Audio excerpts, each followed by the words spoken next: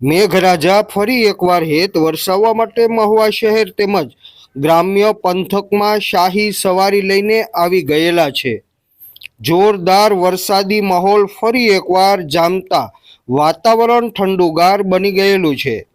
તાલુકાની વાત કરીએ તો મોટા ખોટવડા, બેલપર, ભાદરા, જાદરા, કુંભણ, કાળેલા સહિત અનેક વિસ્તારોમાં અનરાધાર વરસાદ વરસી રહેલો છે અને હજુ પણ નિરંતર વરસાદ શરૂ રહેશે તેવી શક્યતાઓ પણ જણાઈ રહેલી છે। બપોર બાદ મહુવા પંથકમાં ભારે મેઘ ખાંગા થયેલા છે, જેના કારણે રોડ અને રસ્તાઓ ઉપર પાણી ફરી વળેલા છે।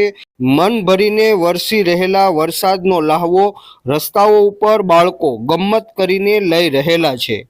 વરસાદી પાણીની મજા કંઈક અલગ હોય છે તેવું બાળકોની ગમ્મત પરથી જાણી શકાય છે। ચોતરફ પાણી વહેતા થયેલા છે તેવા દ્રશ્યો સામે આવી રહેલા છે।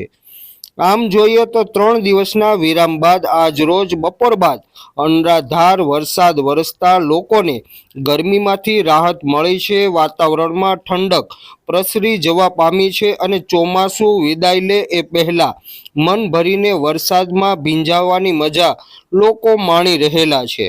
જો કે આ વરસાદ પડવાથી ખેડૂતોમાં ચિંતાનો માહોલ જોવા મળી રહેલો છે। ક્યાંક ને ક્યાંક ખેડૂતોને મોટું નુકસાન વેઠવું પડી રહેલું છે।